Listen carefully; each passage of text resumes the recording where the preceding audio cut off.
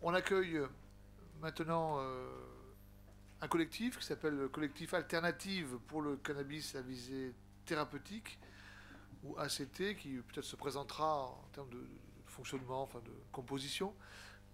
Voilà, qui sont collectif qui est représenté aujourd'hui par Madame Fabienne Lopez et Monsieur Bertrand Rambaud. Donc on vous laisse la parole et puis ensuite on échangera ensemble sur vos questions. Merci.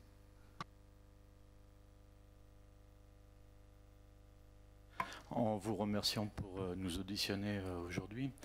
Et je vais vous présenter rapidement le collectif que nous venons de créer. Donc, ce collectif a été créé par Principe Actif et l'UFCN, on peut dire les deux associations historiques et les deux seules associations exclusivement pour l'usage du cannabis en médecine. On n'est pas des associations de patients qui avons intégré le cannabis thérapeutique dans nos statuts. Dans nos statuts, le cannabis thérapeutique, c'est notre objet militant. Donc, nous venons de créer ce collectif après une longue réflexion et il nous semblait important de nous réunir pour justement participer à ce type d'audition pour peut-être peser plus lourd que nous pourrions le faire en étant séparés. Alors que finalement, nos objectifs sont très similaires puisque nos seuls objectifs, en fait, c'est la défense de l'intérêt des patients. C'est aussi d'être totalement indépendant et financièrement et politiquement et ne pas dépendre ni de Big Pharma ni de Big Cana et d'être notre seule préoccupation, en fait, c'est les patients et la prescription des cannabinoïdes et du cannabis pour les patients qui sont en souffrance. Donc voilà, c'est un petit peu ce que nous voulions dire sur la création de ce collectif. Donc c'est récent, ça vient d'être validé il y a 2 mois à peu près. Ça faisait un peu plus d'1 an qu'on était en train d'y penser. Malheureusement, j'ai eu des petits problèmes de santé qui ont fait qu'on a pris un peu de retard, puisque j'ai été victime d'un infarctus au mois de septembre l'année dernière. Donc, du coup, ça m'a un peu bloqué. C'est pour ça que j'ai pas participé à la première audition et qu'on avait envoyé, que l'UFCM avait envoyé son avocate et un professionnel de santé qui travaillait en Tchéquie à l'époque. Voilà, là je vais passer la parole à Fabienne qui va vous faire un résumé de sa participation et je reviendrai par la suite pour terminer mon intervention. Alors voilà, on va essayer d'être rapide. S'il n'y a pas de compenser le retard, vous ne dites pour rien. Donc, non, mais ça fait rien, mais parce que j'ai vu les auditions précédentes et je vois qu'on est tous à peu près sur les mêmes questions. Donc, sur la mise à disposition, le mode d'administration, ratio et posologie, nous, on n'a rien à dire. On a trouvé que c'était très bien, que les réponses étaient adaptées en matière de THC, CBD, qu'on avait une palette qui était intéressante en tous les cas, actuellement, pour commencer en tous les cas une expérimentation. Excusez-moi. L'autre chose qui fâche un peu, c'est la liste restrictive. Voilà. Donc, ce que j'ai fait, c'est que j'ai envoyé le projet d'expérimentation aux adhérents de l'association. Et je leur ai demandé s'ils arrivaient à savoir, à la lecture de la liste, s'ils arrivaient à savoir s'ils entraient ou pas dans une prescription possible. Et donc, ce qui apparaît, c'est que pas mal ont dit on ne comprend pas bien entre douleurs neuropathiques, douleurs chroniques, etc. Il y a des différences comme ça sur des termes qui font qu'ils ne savent pas s'ils vont entrer effectivement dans cette liste de prescriptions. Entre autres, j'ai pris quelques exemples, très peu, mais bon, pour que vous ayez une idée. Une personne qui est atteinte de narcolepsie, qui est suivie par une neurologue, qui est d'accord sur son usage de cannabis thérapeutique après avoir vu et constaté qu'effectivement sa patiente allait beaucoup mieux sans amphétamine, GHB, antidépresseurs. Donc, elle se dit que malheureusement, elle n'entre pas dans les prescriptions de cannabis thérapeutique. Par contre, la question est, est-ce qu'elle peut éventuellement en parler à sa neurologue et lui demander de se porter volontaire? Est-ce que ça, c'est entendable et c'est jouable? par exemple? Tu veux une réponse tout de suite? Oui. Un neurologue peut être volontaire pour se former et prescrire, d'après ce qu'on a pu dire. En revanche, dans le cadre de l'expérimentation, elle ne pourra que prescrire, puisqu'elle devra renseigner le registre, que dans les indications qui ont été retenues. Voilà. Et la narcolepsie ne rentre pas dans les situations cliniques. Alors, on va pas traiter tous les cas individuels, mais la narcolepsie, par exemple, ne rentre pas dans ces cas-là. D'accord. Ouais, par exemple. J'ai aussi une autre personne qui est atteinte de myopathie. On est toujours dans le même questionnement. Myopathie, il me dit, écoute, moi c'est un peu comme une sclérose en plaques, donc pourquoi est-ce que les gens qui ont des scléroses en plaques y ont droit et pas moi? Ce qui est une bonne question. on a pris soin de ne pas rentrer sur justement les pathologies, mais sur des syndromes ou des symptômes. C'est-à-dire que, notamment, on a parlé de douleur, de spasticité douloureuse, et pas la sclérose en plaques est un des cas où il y en a, mais on en a d'autres. On a le post-AVC, enfin, je prends un neurologue, mais enfin, post-AVC, d'autres pathologies ou atteintes du système nerveux central qui peuvent entraîner ça. Donc, et c'est le même principe d'ailleurs pour les douleurs neuropathiques. Peut-être qu'il y aura une question sur le sujet, voilà. mais les douleurs neuropathiques, elles ont de multiples causes, étiologies. Elles peuvent être liées à des chimiothérapies anticancéreuses, elles peuvent être liées à des traitements, des thérapies de VIH, plus anciennes un peu, mais qui existent encore, qui sont avec des lésions. Elles peuvent être liées à d'autres maladies, elles peuvent être auto-immunes. Enfin, il y a plein de causes de neuropathie, et toutes potentiellement peuvent rentrer à partir du moment où la douleur est caractérisée comme neuropathique. D'accord. Volontairement, justement, hein, pour rentrer par plus effectivement une situation clinique, comme on appelle ça, une situation clinique, un symptôme, plus qu'une pathologie précise, une maladie précise, qui aurait été encore plus restrictive. Il y a quand même quelques éléments scientifiques, même s'ils sont incomplets, qui font penser que voilà, il y a une possibilité, ou il y a une possibilité que ce soit utile. Pour les myopathies, je n'ai pas vraiment de connaissances où cela a été vraiment étudié, au même titre que ça peut l'être dans les autres indications qui ont été retenues. D'accord. Au fond, tous les patients qui ont une plainte se demandent s'ils ne pourraient pas prendre du cannabis. Au fond, c'est un peu ce que vous nous présentez. Se demandent en tous les cas pour certaines pathologies. Pour les autres, non. Ils ont compris qu'ils pouvaient effectivement entrer dans les prescriptions possibles. Mais il y a vraiment des cas particuliers où les personnes n'ont pas compris effectivement si leur pathologie ou leur douleur, en tous les cas, pouvait entrer dans les prescriptions possibles. Parce que c'est pas assez clair. Mais c'est très intéressant de dire ça, parce qu'effectivement, il y aura probablement un effort pédagogique. Enfin, je ne sais pas s'il faut le dire comme ça, mais en tout cas, enfin oui, enfin, c'est quand même didactique, pédagogique. C'est pas pour bien sortir du langage trop médical, très médical, parfois trop médical, de façon à ce que tout le monde s'empare de cela, quand ça sera depuis l'expérimentation, qui certes, comme toute expérimentation, a toujours un caractère un peu restrictif, sinon c'est plus une expérimentation, ça devient une généralisation, hein, qui est peut-être espérée après, mais on est d'accord que c'est un message important, c'est-à-dire qu'il va falloir que le langage soit plus clair, pour qu'au moins il n'y ait pas de doute, et que ça ne génère pas des errances thérapeutiques vaines, notamment. Quoi.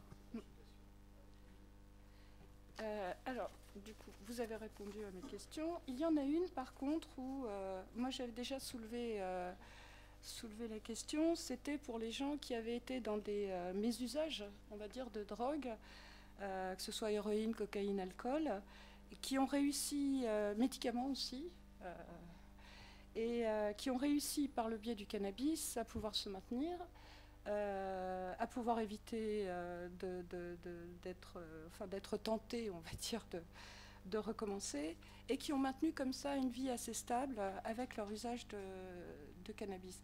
Je vois que là, ça n'a absolument pas été pris en compte, alors que pour partie, certains des adhérents de l'association, en tous les cas ceux qui sont concernés par ça, ils sont 5, eux sont suivis par leurs prescripteurs, et les prescripteurs reconnaissent qu'effectivement le cannabis leur permet de maintenir substitution, d'avoir une vie à peu près stable et de ne pas se bourrer de médicaments.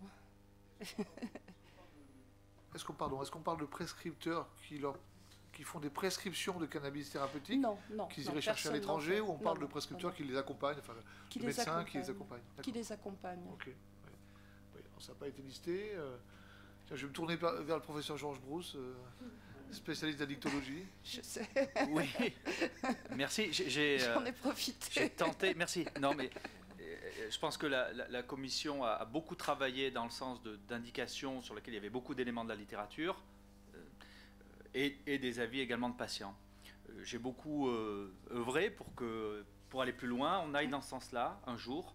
Il me semble que c'est important. Il y a des données de la littérature sur la substitution, notamment, et l'ajout à la substitution pour des patients qui ont des dépendances aux opiacés qui, on va dire, améliorent ou accompagnent leur dépendance aux opiacés, en plus de la substitution par du cannabis. Il y a des données de la littérature, de l'expérimentation scientifique sur le sujet, et des patients qui rapportent cela. Donc je pense qu'il faudra aller plus loin, mais on a certainement des données expertales de patients qui donnent leur avis là-dessus. Il commence à y avoir des études scientifiques, mais il n'y en a peut-être pas suffisamment autant de preuves que dans la sclérose en plaques ou dans la douleur. Et je pense qu'il va falloir faire, et c'était le cadre du rendu également, c'était de faire de la recherche dans ce sujet pour aller plus loin et pour qu'un jour ça soit accessible, même pour aller plus loin dans la substitution chez des patients qui sont dépendants du cannabis, pour qu'ils aient accès à un traitement, parce qu'ils sont dépendants du cannabis, ils pourraient avoir accès à un traitement avec du cannabis à visée thérapeutique pour les faire sortir d'une prise de cannabis fumée, par exemple, dans un objectif de réduction de risque. Donc ça me semble extrêmement important. Je vous rejoins, c'est peut-être pas encore là où nous en sommes dans le comité, mais c'est parce qu'il faut avancer par étapes. Mais je pense que c'est la prochaine étape de mon point de vue. Sachant que les pathologies qui sont évoquées font l'objet de nombreux travaux de recherche actuellement et qu'on peut avoir une discussion totalement différente dans les 6 mois qui arrivent. On voit bien, la recherche sur le cannabis, elle évolue beaucoup. Alors on a donné un avis au mois de décembre, on a ciblé les pathologies, on a un peu affiné, notamment sur les douleurs de la spasticité douloureuse, parce qu'on s'était un peu enfermé sur la CEP. Oui, effectivement, et on nous l'a rappelé d'ailleurs, c'est des associations de patients qui nous ont rappelé qu'on s'était un peu trop enfermé, ils avaient raison. Mais probablement que si on devait refaire un point dans 6 mois, dans 12 mois, les conclusions ne seraient pas les mêmes. Donc bon, c'est vrai qu'il faut fixer un temps T pour lancer une expérimentation, mais on est d'accord qu'il y a une dimension un peu frustrante par rapport à cette évolution rapide. Et j'ai une dernière demande d'un patient donc, qui est atteint de glaucome. Le glaucome, il y a quand même pas mal d'études qui ont été faites par rapport à l'usage du cannabis thérapeutique sur les effets du glaucome. Et ça concerne quand même plusieurs millions de personnes. Et donc, pareil, on ne l'a pas trouvé dans la liste et rien qui puisse s'y approcher, en tous les cas, en matière de douleur. Donc j'imagine que c'est peut-être aussi quelque chose qui pourrait... Là aussi, oui, c'est peut-être une évolution. Dans la liste, on n'a pas auditionné les ophtalmos, logistes, je ne sais plus. On ne les a pas auditionnés, mais lorsque les auditions ont été programmées, effectivement, là aussi, c'était il y a maintenant finalement 10 mois. Il y avait des débuts de pistes d'utilisation dans le glaucome, mais les différents rapports internationaux disaient c'est quand même trop léger, pour se lancer. Et donc, du coup, on ne l'avait pas retenu, comme c'était le cas pour la maladie de Parkinson, par exemple, pour d'autres choses, en dehors des douleurs associées à la maladie de Parkinson. Maintenant, dans le glaucome, il y a une autre difficulté qui complique un peu les choses, c'est les problématiques d'observance, je pense aussi, sur les traitements antiglaucomateux, qui est une autre question qui explique aussi une partie des problèmes d'efficacité, enfin, entre autres. Donc, ça aussi, je pense, c'est le même principe que pour la dicto, que pour les dimensions psy, troubles anxieux, etc. Je pense que c'est en train d'exploser et que probablement dans les... Alors, est-ce que l'expérimentation pourrait avoir cette souplesse, c'est-à-dire de dire on se remet en cause rapidement, même avant de la lancer ou pendant l'expérimentation? Je ne sais pas si c'est possible, ça. Je ne sais pas, moi je ne peux pas donner un avis là-dessus. Je ne sais pas si c'est possible parce qu'elle va aller finalement très vite. Même si elle peut paraître trop longue, ça va aller très vite. 6 mois pour inclure des patients, ça va très très vite. Et donc là, on n'aura pas beaucoup de marge de manœuvre pour modifier... Ce qu'on dit aussi à chaque fois, c'est que ça n'empêche en rien tous des essais ou en tous les cas une mise en place d'essais cliniques ou de recherche justement sur ces pathologies qui ne sont pas ciblées dans le cadre de l'expérimentation, mais qui par la suite pourront s'élargir. Et c'est vrai qu'actuellement même, toutes ces recherches sont possibles actuellement même avec le Code de la santé publique actuel, c'est-à-dire que la recherche est toujours possible. Donc ça, là, on est dans le cadre de l'expérimentation en situation réelle, donc un temps T avec les données dont on dispose. Mais après, c'est vrai que l'élargissement, suite à l'expérimentation, pourra tout à fait être possible, bien sûr. D'accord. Le monde de l'ophtalmologie ne nous a pas sollicité. Je crois pas. L'ANSM n'a pas été. Bon, ils nous ont pas. Faut aussi rester modeste. Il n'y a pas que la France qui fait. C'est pas parce qu'on a pris du retard et qu'on est vraiment dans une démarche très proactive et la plus rigoureuse possible qu'il n'y aurait pas des connaissances scientifiques qui pourraient émaner d'autres pays, voilà, qui pourraient trouver des indications et qui pourraient amener à reconsidérer, indépendamment du travail fait ici, l'indication de ces produits. Je pense qu'il y a une dynamique. Il faudra qu'à un moment donné, on s'arrête et on regarde comment les choses ont évolué de notre expérimentation et puis pourquoi pas de connaissances qui viennent de l'extérieur. D'accord. Donc voilà pour la liste. Ensuite, c'est par rapport aux prescripteurs. Mais je vois qu'on est dans une répétition par rapport aux personnes qui sont passées avant. Voilà, nous, on est un petit peu gênés aussi par cette histoire de les spécialistes prescrivent avant les médecins traitants. C'est juste, c'est pas les spécialistes, hein, c'est les médecins exerçant dans des structures. Oui.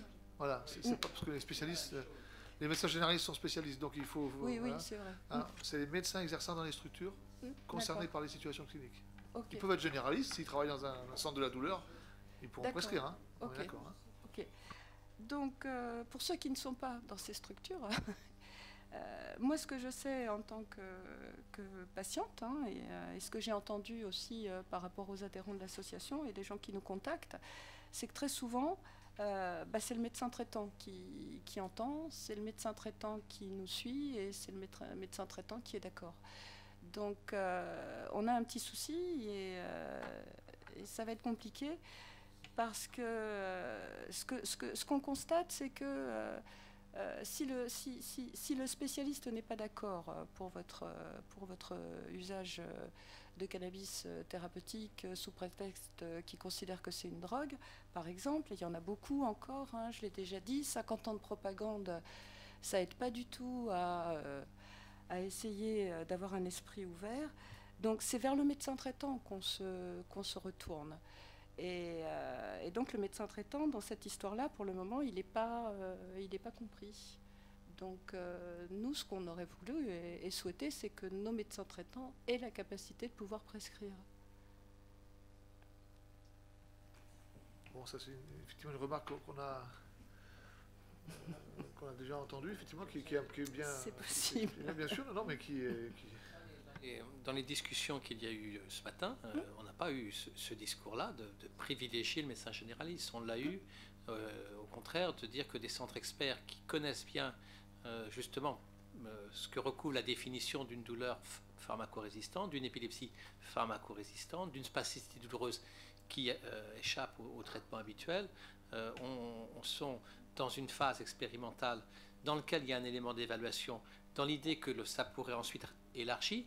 Mais pour l'instant, il y a encore plein de zones d'ombre pour savoir exactement la bonne indication et de pouvoir cumuler toute cette expérience, y compris avec des professionnels de l'évaluation qui vont permettre d'avoir des données exhaustives, riches, de façon à pouvoir mesurer tous les paramètres qui permettent d'avoir une meilleure connaissance. Donc on n'aura pas le beurre et l'argent du beurre. C'est une première phase d'expérimentation, une première étape pour commencer et pour lequel il y a des efforts importants et on a eu des manifestations quand on a sollicité nos sociétés qui s'intéressent à ces pathologies. On les a vus réagir très rapidement et dire on y va, et voilà la liste des médecins, etc. Donc de façon à ce que dans une durée relativement courte, on puisse déjà commencer à avoir des éléments réflexifs qui nous permettront d'élargir ou de ne pas élargir, si jamais il y avait des drapeaux rouges, l'utilisation de ce produit comme médicament. D'accord. C'est une question importante. On a commencé à l'évoquer avec l'Alliance Maladies Rares juste avant vous. Oui. Parce qu'effectivement, on nous a questionné d'ailleurs sur le sujet. Et effectivement, il y a des situations où des patients déjà suivis et on va dire stabilisés mais non soulagés, enfin non, je ne sais pas si on peut dire stabilisés, mais stabilisés dans le non-soulagement malheureusement, et donc ils ne vont plus voir les médecins référents de ces structures depuis des années. Ils n'auront effectivement pas un rendez-vous rapide dans ces structures, probablement pas, parce que je crois que c'est très difficile d'avoir des rendez-vous rapides dans ces structures. Et donc la question c'est, est-ce qu'ils vont pouvoir rentrer dans l'expérimentation? Techniquement, ça paraît compliqué, et donc c'est en cela aussi que se pose la question de la position du médecin généraliste. Peut-être qu'on aura un retour des médecins généralistes. Hein. C'est important d'avoir leur retour bien précis là-dessus, sur leur position. À ce jour, on l'a pas. D'accord. Officiel. Retour officiel. J'insiste quand même sur une chose, c'est que donc pour certaines pathologies, s'il y a effectivement des spécialistes prescripteurs, il va falloir donc changer de spécialiste si le sien ne tient pas à vous prescrire de cannabis à usage thérapeutique. Pareil avec son médecin généraliste. Hein. Oui, mais c'est pas terrible. Vous voyez ce que je veux dire? Non, parce que je ne sais pas que c'était mieux, mais je veux dire, le problème va se reporter pour n'importe quel... J'ai été suivie par un oncologue, je n'en aurais pas changé en cours de route. Je veux dire, j'aurais eu trop peur que ça ne se passe pas bien. Donc voilà, donc j'ai continué avec lui. Et je peux vous dire que les réponses qu'il m'a données, ce que je comprends, hein, de toute façon, quand je lui ai dit que j'avais des effets secondaires qui étaient quand même assez violents et assez désagréables avec les chimios, et que je préférais remplacer tout ça par du cannabis, il m'a dit « Mais ma brave Madame Lopez, je ne peux rien pour vous. » Voilà. Et allez voir votre médecin traitant. Et je ne suis pas la seule. C'est-à-dire que, de manière générale, c'est quand même la réponse que nous font nos spécialistes. On a aussi l'ambition de faire changer ça, probablement. Enfin, non, mais on l'a pas comme ça, de manière aussi... Peut-être pas de façon aussi consciente, mais en faisant ces travaux-là, en lançant cette dynamique-là, on peut espérer que ça fasse justement changer ce genre de situation qui vient d'être évoqué. Voilà. C'est-à-dire qu'on ne puisse plus répondre cela, parce qu'on est mieux informé, et parce que la question n'est pas de savoir si on est pour ou contre, la question est de savoir si c'est à disposition, si ça peut apporter un bénéfice. La médecine, on n'est pas pour ou contre un médicament. On donne le médicament qui est le plus adapté au patient. L'exemple le plus flagrant a été celui du Sativex pour les scléroses en plaques. Il y a énormément de patients qui ont vu leur neurologue, qui ont parlé de Sativex, et la réponse a été « Oui, mais c'est une drogue, je ne drogue pas mes patients ». C'est pas la bonne réponse. Enfin, je suis d'accord avec vous. Non, mais c'est pas la bonne réponse, et c'est un peu étonnant parce que le Sativex, il a une AMM, il est reconnu, donc c'est pas discuté. C'est un médicament, sauf qu'il est pas, son coût fait qu'il n'a pas été pris en charge par la commission de transparence pour qu'il soit remboursé pour l'acquérir. Donc il n'est pas présent en France. Mais c'est pas pour des raisons que c'est une drogue qui crée de la dictologie ou tout ce que vous voulez. Je suis d'accord avec vous, excusez-moi de vous interrompre, mais c'est pour ça que j'ai précisé tout à l'heure, 50 ans de prohibition n'arrange pas nos affaires. Ça, c'est clair et net. C'est-à-dire que 50 ans de prohibition font que des tas de médecins pensent que le cannabis est une drogue dangereuse et qu'on ne peut pas le prescrire, même s'il est vendu dans une jolie petite boîte dans une pharmacie avec un nom de laboratoire. Désolé, mais c'est notre réalité. Ça participe évidemment, c'est un fait, voilà. C'est vrai. C'est pour ça que je posais la question du spécialiste ou médecin traitant affilié à un centre ou un médecin traitant affilié à rien et qui pourrait effectivement remplacer ce manque dû aux convictions personnelles de certains médecins. Si l'expérimentation fonctionne, c'est de toute façon dans cette direction que les choses iront. Hein. C'est bien pour ça qu'il y a une expérimentation, c'est pour ensuite se sentir en confiance de la capacité de généraliser, que les médecins puissent se mettre à prescrire comme ils prescrivent d'autres médicaments. Si évidemment l'expérimentation s'avère positive dans ses résultats, on peut imaginer que des médicaments à base d'extrait de cannabis ne sont pas plus dangereux que d'autres médicaments déjà prescrits par les médecins généralistes. Hein. Mais là, ce qui biaise un peu le débat, enfin ce qui nous limite un peu dans nos réponses, c'est que la commande, c'est mettre en place une expérimentation. Donc on ne peut pas se projeter sur l'après totalement. Enfin, on pourrait, mais ça serait purement... oui, je comprends. Voilà. Oui. Et donc ça limite un peu aussi forcément la réflexion. Mais c'est important d'échanger là-dessus parce que ça permet de se projeter. Et comme l'expérimentation, si elle devait arriver vite, on peut l'espérer, elle aura lieu, elle passera assez vite finalement. Il faudra quand même anticiper tout ça. Et l'après-expérimentation. Oui, et ces remarques-là, elles sont indispensables pour cela. Je vous en prie. On s'est un peu partagé le travail. Ouais, donc maintenant c'est moi qui vais reprendre, mais alors, il y a deux petites choses par rapport aux médecins prescripteurs sur lesquels je voudrais revenir. Donc déjà, à titre personnel, moi mon médecin spécialiste, je le vois au moment des changements de traitement, c'est-à-dire tous les 2 ans. Il y a 6 mois d'attente pour avoir un rendez-vous avec lui, donc il est super occupé. Et donc lui, la dernière fois que je l'ai vu, il y a donc 2 ans, je lui ai dit ouais, qu'est-ce que tu penses du truc de me prescrire du cannabis, machin, etc. Il m'a dit écoute Bertrand, si tu prends du cannabis et que ça te fait du bien, bah, c'est bien, fais-le. Et tu vois ça avec ton médecin traitant. Et donc mon médecin traitant m'a prescrit du cannabis que j'ai été chercher aux Pays-Bas depuis longtemps. Alors après, quand on parle de structure pour la prescription, je veux dire en Alsace, on a la chance d'avoir des microstructures en cabinet de ville. Est-ce que éventuellement, sous cette forme-là, c'est-à-dire dans des microstructures en médecine de ville, des médecins généralistes qui sont des spécialistes de la médecine de ville pourraient éventuellement rentrer dans le cadre de la prescription, puisqu'ils prescrivent déjà en fait. En tout cas, nous, sur la frontière, en Alsace, on a des médecins qui prescrivent déjà du cannabis à aller chercher aux Pays-Bas à leurs patients. Et je pense que ne pas les intégrer, en fait, à la prescription, ça fera en fait une double expérimentation, une légale, une illégale. Celle illégale qui a déjà commencé resterait illégale. Et je ne sais pas si ce serait une bonne chose pour l'expérimentation. Et le fait qu'il faut autant de temps pour avoir un rendez-vous avec un spécialiste, en tout cas moi dans ma situation, je me pose aussi la question du temps que le spécialiste pourrait avoir pour se former, parce que ça demande aussi du temps. Donc voilà, ça c'était une petite chose sur laquelle je voulais revenir par rapport à la prescription. Et après, vous parlez en dernière intention de prescrire le cannabis. Alors, toujours en parlant de moi, excusez-moi, j'ai 18 traitements VIH, parce que je suis intolérant aux antirétroviraux. Donc, j'ai déjà expérimenté 18 formes de multithérapie pour le VIH, un traitement pour le VHC, des traitements antidépresseurs, puisque je suis aussi dépressif chronique. Est-ce qu'il va falloir que je recommence tout ça pour finalement reconnaître qu'en dernière intention, on va me prescrire du cannabis alors qu'on m'en prescrit déjà? Non, enfin, non, pas forcément. Ce qui compte, c'est, d'ailleurs, c'est pas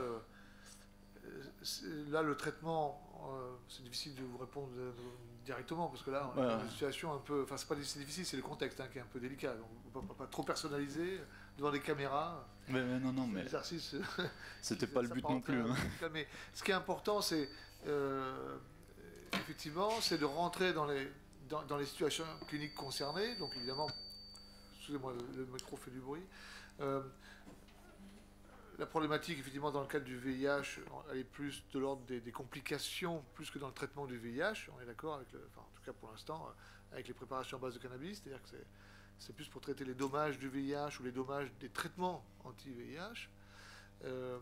Et là, à partir de ce moment-là, si on a une douleur neuropathique liée, par exemple, à une trithérapie, puisqu'on avait des douleurs neuropathiques, peut-être avec les traitements un peu plus anciens, qui étaient plus neurotoxiques, notamment, on rentre dans le cadre totalement de l'expérimentation, mais pas forcément effectivement en première intention, puisque dans la douleur neuropathique, il y a des médicaments qui ont été indiqués, qui ont été essayés, mais généralement ceux qui ont des douleurs neuropathiques, je prends cet exemple-là pour rester général, ceux qui ont des douleurs neuropathiques liées aux trithérapies anti-VIH, aujourd'hui ont probablement déjà essayé de toute façon les différentes lignes de traitement, antidépresseurs, tricycliques, antiépileptiques, opioïdes, et autres techniques. Donc, potentiellement, ces personnes peuvent rentrer dans un traitement par cannabis à visée thérapeutique.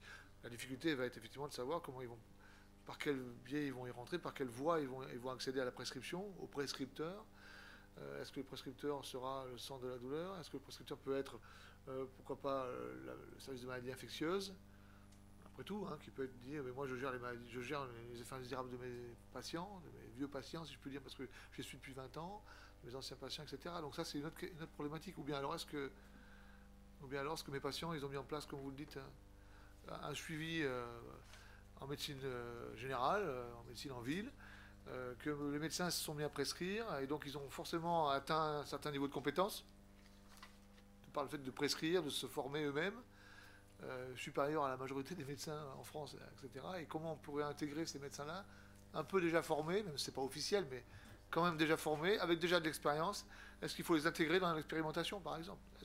On ne sait pas s'il y en a 3, 5, 50, 1000, 5000, on ne sait pas du tout. C'est une question importante, ça, je ne sais pas. Hein. Enfin, on peut imaginer aussi que cette démarche d'aller vers la prescription de ce type de médicaments suive une route qui commence et qui intègre la réflexion des consultants médicaux du patient, qui, ayant été informés, parce qu'il va y avoir de l'information au niveau national, pour dire que voilà, il y a cette démarche de mise à disposition dans un cadre réglementaire très particulier qui a été défini pour pouvoir en mesurer les conséquences en bien et éventuellement en éléments négatifs. Il y en aura probablement dans toutes les régions. Je pense que les consultants du patient doivent être ceux qui vont l'adresser aux centres qui auront été désignés comme pouvant être prescripteurs, au moins pour la première prescription. On verra ensuite de quelle manière la poursuivre pour ne pas perdre des informations. Mais c'est probablement pas le patient qui va directement aller vers le centre, vers les médecins prescripteurs pour le demander. Ça doit passer quand même par leur environnement médicaux de patients qui, selon la difficulté du traitement des symptômes qu'ils peuvent avoir, ont déjà une histoire et ils sont déjà rentrés dans les cadres qui définissent les indications de ce traitement, mais c'est leur environnement médical, c'est leur consultant, qu'il soit médecin généraliste pour beaucoup, qu'il soit un spécialiste de maladies, qui est habitué aux maladies chroniques dont il est porteur, qui vont prendre contact avec leurs collègues, qui sont organisés selon une prise en charge multidisciplinaire où les compétences sont là, et qui vont faire cette première prescription. On peut imaginer que ça pourrait être accepté dès lors que l'information auprès de l'ensemble des professionnels de santé se fasse bien pour savoir au fond comment c'est organisé, à quel endroit ce type d'approche est possible et adapté pour son patient. Par rapport au registre, ne serait-il pas plus utile de créer un bureau ou une agence qui non seulement recueillerait des données sur l'expérimentation, mais permettrait aussi de statuer en cas de différend entre le patient et son spécialiste et ou son médecin traitant en cas de refus de prescrire, même si la pathologie est répertoriée? C'est une proposition intéressante, mais qui n'est pas incompatible avec le registre. Hein, mais c'est-à-dire qu'au-delà du registre, là on va au-delà. C'est encore plus ambitieux. Mais c'est bien que ce soit vous qui puissiez porter cette demande.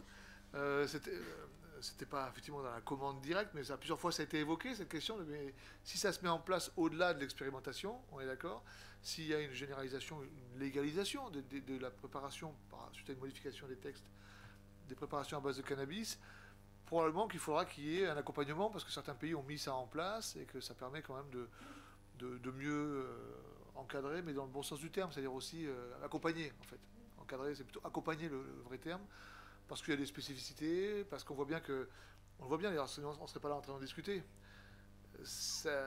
La prescription, elle n'est pas aussi simple qu'un médicament, qu'un AMM, avec une indication, une seule indication, etc. On voit bien qu'il n'y a pas un cannabis, il y en a plusieurs, enfin il n'y a pas une préparation, il y en a plusieurs, elles sont totalement différentes en fonction des indications, donc c'est un monde qui se crée, quoi. C'est un nouveau monde à l'intérieur du monde de la médecine et du médicament. Donc je pense que c'est une remarque intéressante, je pense qu'il peut être...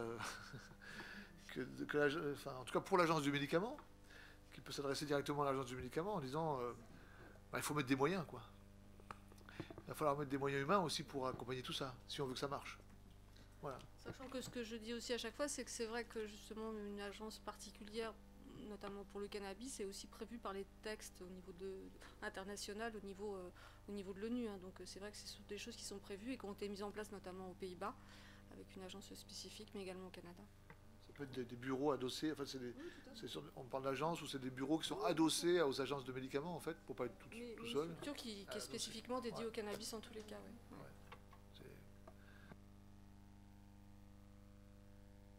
Oui, parce que c'est vrai que finalement cette question des douleurs neuropathiques rebelles revient souvent. Hein. Est-ce qu'il faut que ce soit les structures spécialisées dans la prise en charge de ces douleurs qui démarrent la prescription du cannabis à visée thérapeutique, ou est-ce que le médecin traitant doit le faire? Franchement, je pense qu'en pratique, le problème ne se posera pas tellement, parce que une douleur neuropathique rebelle, même un médecin traitant n'a pas envie de la prendre en charge tout seul. C'est vraiment très difficile, une douleur neuropathique rebelle. Et une douleur neuropathique rebelle, le patient a été vu dans un centre antidouleur. Ou alors c'est que malheureusement, justement, il n'a pas été informé. Les structures, les centres antidouleurs, leur savoir-faire aussi et leur plus-value, c'est que devant une douleur neuropathique rebelle, ils ne sont pas uniquement dans une prise en charge pharmacologique. Il y a la notion de prise en charge globale, hein, c'est-à-dire un centre antidouleur à une psychologue ou un psychologue par exemple, parce que c'est une dimension d'accompagnement importante, peut avoir des thérapeutiques non médicamenteuses, de la relaxation, etc. etc. Et donc, je pense vraiment que c'est une meilleure chance pour le patient d'intégrer cette nouvelle thérapeutique, c'est-à-dire le cannabis à visée thérapeutique, dans une prise en charge globale, et donc forcément dans une structure douleur chronique, ne serait-ce que pour initier les choses, plutôt que laisser le médecin traitant tout seul, ne pas savoir est-ce que finalement il faut faire ça, plus ça, ça, plus ça, plus ça, plus ça, etc. etc. Je ne pense pas qu'il y aura une perte de chance, parce que au total, une douleur neuropathique rebelle, forcément le patient sera suivi en centre. Et l'autre chose, depuis qu'on a commencé ce comité, je pense qu'on a tous discuté autour de nous, avec nos collègues. Moi, mon expérience, c'est que tous les collègues qui pratiquent la douleur chronique sont tous extrêmement ouverts à l'arrivée de cette approche thérapeutique. J'en ai pas vu un qui m'a dit c'est une drogue, etc., etc. Mais vraiment pas un seul. En tout cas, dans ce milieu sélectionné de médecins qui s'occupent de douleurs chroniques. Précisément parce que quand on est confronté à cette souffrance et qu'on n'a pas d'armes efficaces, on a envie de donner plus de chance aux patients. Voilà. Les réalités sont peut-être en train de changer aussi, et probablement. Mais il faut continuer à les... J'ai appris par certains adhérents qui étaient passés donc par des centres antidouleurs qu'effectivement, il y avait une ouverture d'esprit beaucoup plus intéressante, on va dire, tout simplement, et qu'effectivement, ces patients pouvaient même faire usage de cannabis thérapeutique à l'intérieur du centre. Donc, on voit bien qu'il y a quand même des milieux où il y a des réflexions qui ont été faites par rapport à d'autres. Mais il y a aussi beaucoup de patients dans l'ASSO qui ne sont jamais passés par les centres antidouleurs. Ça s'est passé entre leurs spécialistes et leurs médecins traitants. On est toujours un peu dans ce cas de figure. C'est dommage. Ceux qui sont passés par les centres antidouleurs, en vrai, sont ceux qui ont été soit des grands traumatisés suite à des accidents de la route ou accidents du travail, physique. Mais tous les autres, non, ça se passe entre spécialistes à l'hôpital et médecins traitants.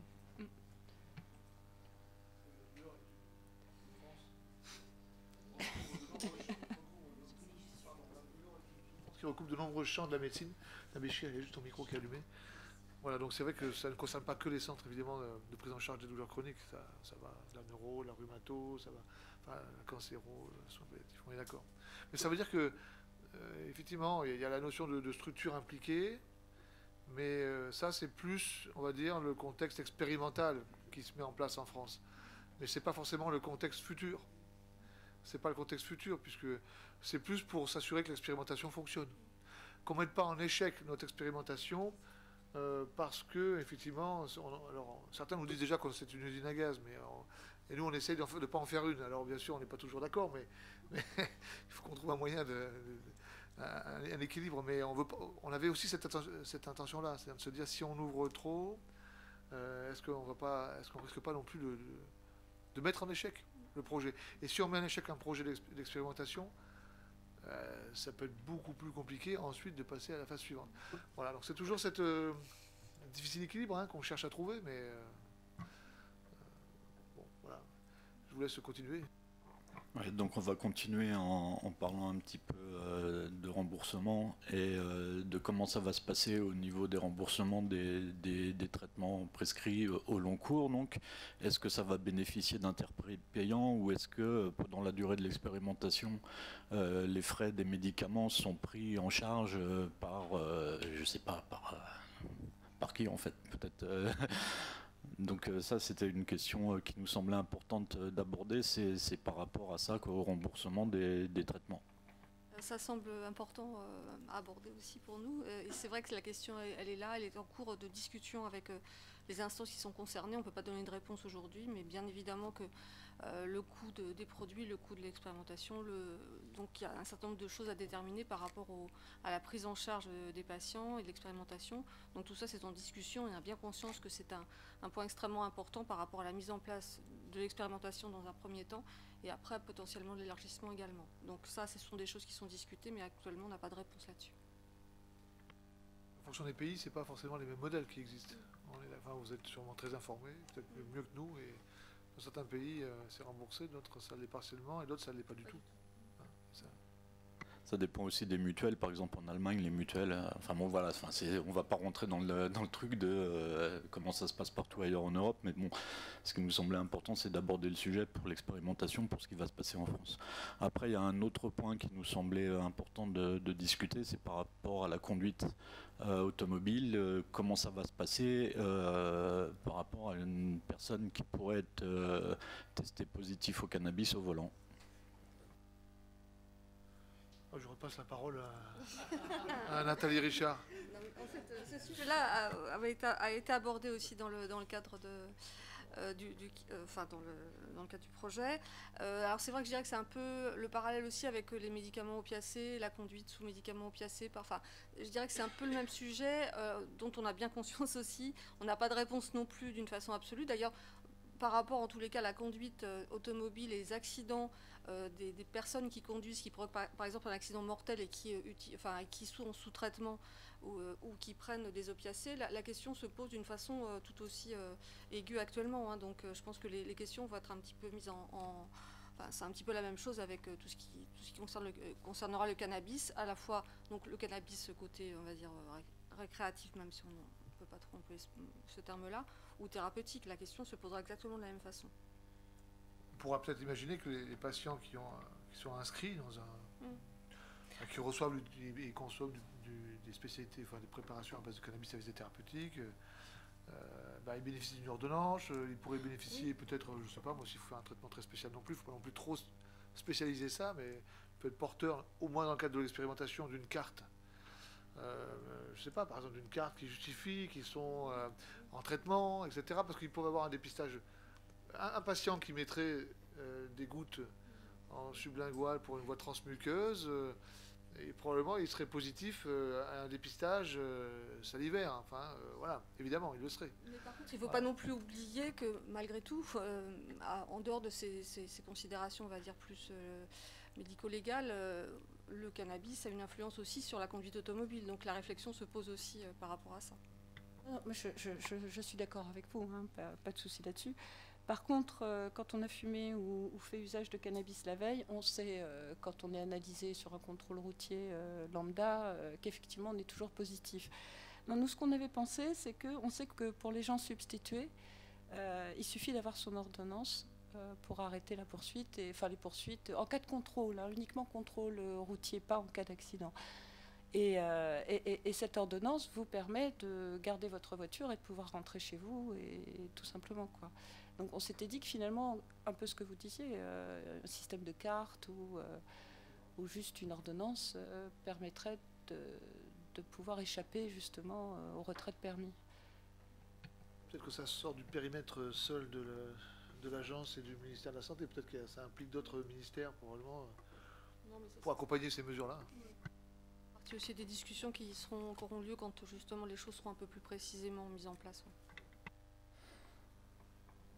Donc je continue avec quelque chose. Alors, ça relève peut-être pas forcément tout de suite comme ça, c'est peut-être pas évident, mais ça concerne l'arrêt des poursuites pour les malades qui seront pas forcément dans l'expérimentation parce que leur pathologie n'a pas été retenue et qui malgré tout consomment du cannabis dans un cadre médical avec un médecin qui leur prescrit, ou avec un médecin qui suit le malade dans ce cadre-là.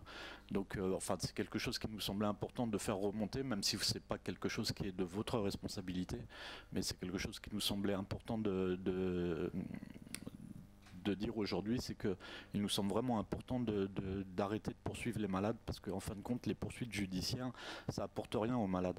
Et ça apporte, je pense pas non plus que ça apporte grand-chose, en fin de compte, à la société. de poursuivre les malades et de les faire passer aux tribunaux pour que finalement, soit ils sont condamnés mais dispensés de peine, soit ils sont condamnés à des peines symboliques. Mais en fin de compte, c'est un frein dans le mieux-être des patients, même si ça reste un petit peu borderline sur le côté légal, quoi. Donc c'était quelque chose qui nous semblait important d'aborder aussi, l'arrêt des poursuites pour les patients. À partir du moment où ils ont une attestation de leur médecin, comme quoi ils sont suivis et que c'est dans un cadre médical, même si c'est en dehors de l'expérimentation. Bon, je pense pas qu'on puisse apporter des éléments. Non, ça, en fait, là, il y aura des discussions, bien sûr, avec les différents ministères concernés aussi par rapport à toutes ces questions-là, bien sûr. C'est pour ça que c'est pas dans le cadre d'émission en tous les cas du CSST ni de l'Agence du médicament d'ailleurs. Non, mais c'est pour ça que je vous dis, c'était quelque chose qui était un petit peu en dehors, mais qui nous semblait quand même important d'aborder aujourd'hui, justement pour que ça remonte et que ça soit enregistré en fait. Autre chose, alors je sais pas. Les différents ratios et les fleurs, les sommités fleuries qui seront peut-être dans l'expérimentation où elles vont être trouvées. Alors je ne sais pas si ça va être chez Bedrocan ou si c'est dans une autre entreprise. Et donc qu'est-ce qui se passerait éventuellement pour des malades à qui on prescrit déjà des spécialités de Bedrocan, hein, puisqu'ils ont 5 ou 6 variétés de sommités fleuries qui sont déjà disponibles dans les pharmacies aux Pays-Bas par exemple.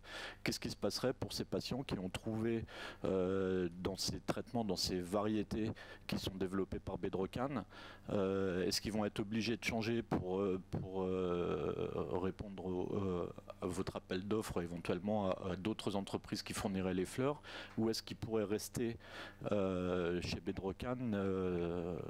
Voilà, ça c'était une autre question. Alors ça n'a pas été effectivement... il faut reconnaître qu'on n'a pas beaucoup...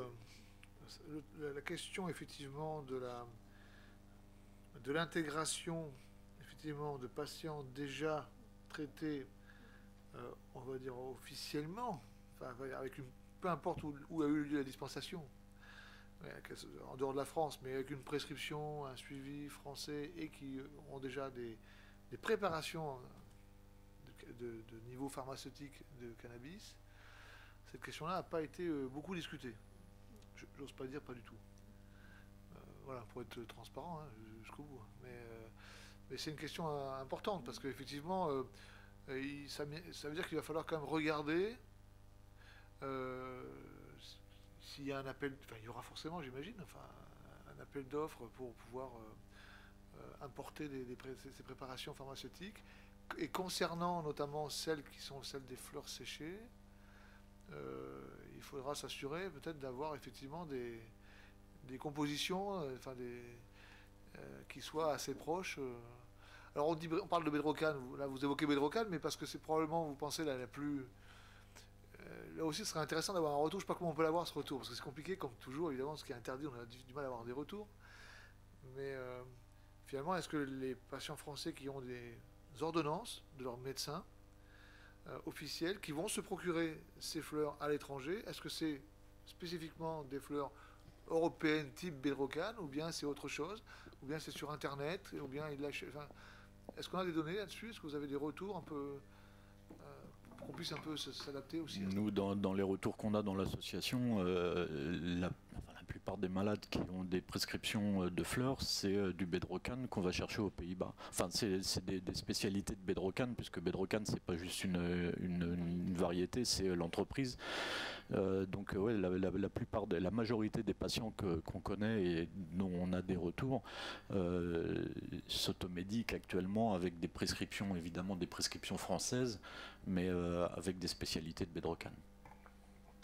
Je voudrais juste quand même préciser quelque chose, c'est un peu mon rôle aussi, c'est que je voudrais quand même repréciser que là actuellement la prescription de cannabis, même si c'est des ordonnances entre guillemets officielles faites par des médecins avec des patients qui vont se fournir à l'étranger, est interdite en France. Voilà, c'est juste ça que je voulais rappeler. Oui, mais ça se précise. Ouais, on est bien conscient que c'est interdit en France. Voilà. Hein, non, mais je sais pas, on s'en rend compte en passant la frontière quand on se fait arrêter en fait. se rencontre, on y pense tous les jours, vous savez, malheureusement pour nous. Par contre, des mauvais retours, nous, on en a eu sur l'Espagne. Ça, c'est clair. Sur les fameux Cannabis Social Club. Et c'est pour ça qu'on a dit aux patients, enfin aux malades qui nous contactaient, d'éviter d'aller se fournir n'importe où dans les Cannabis Social Club espagnols, parce que la qualité n'y est pas, la propreté des produits non plus, donc bon, à éviter. Mais effectivement, sur Bedrocan, nous, on n'a jamais eu de mauvais retour, jamais. Ça pourrait être intéressant. On a encore, enfin là, la commission, enfin le comité les travaux s'arrêteront, mais il y aura peut-être d'autres choses après. Enfin, en tout cas, il faut espérer que ça ne s'arrête pas. Et ça serait intéressant que vous puissiez, par le biais de vos associations, effectivement, sur ce point spécifique, essayer de faire, de savoir exactement, effectivement, parmi les patients qui ont un traitement, alors c'est pas autorisé, mais qui ont comme une ordonnance, qui leur permet d'avoir une dispensation en Hollande, quelles sont ces différentes formes, puisqu'il y en a plusieurs chez Bedrocan, donc quels sont les ratios, parce que c'est les ratios THC-CBD, qu'ils utilisent le plus, enfin qu'on puisse avoir un ordre d'idée aussi. Ça serait intéressant.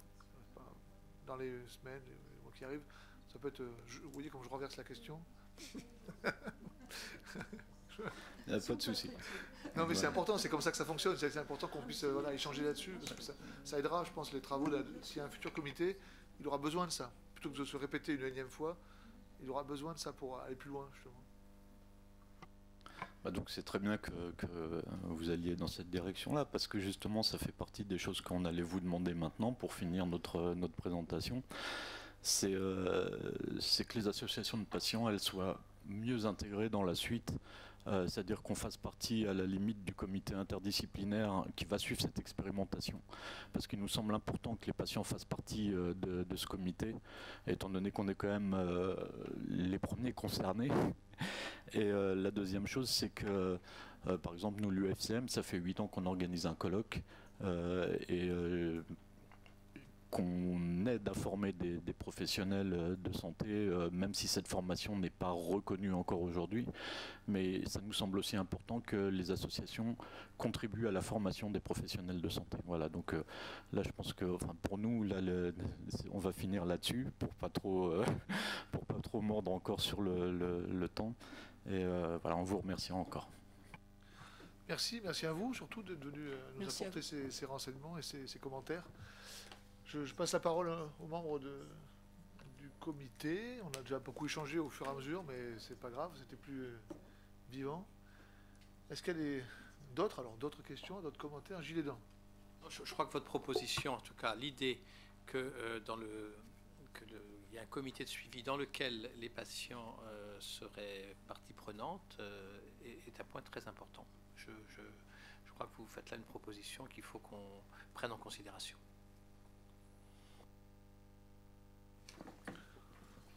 Bon. On s'arrête là? Enfin, on s'arrête là avec vous pour l'instant. Pour l'instant. On a bien entendu la dernière proposition. Merci beaucoup en tout cas. Merci encore, toutes mes excuses pour le retard.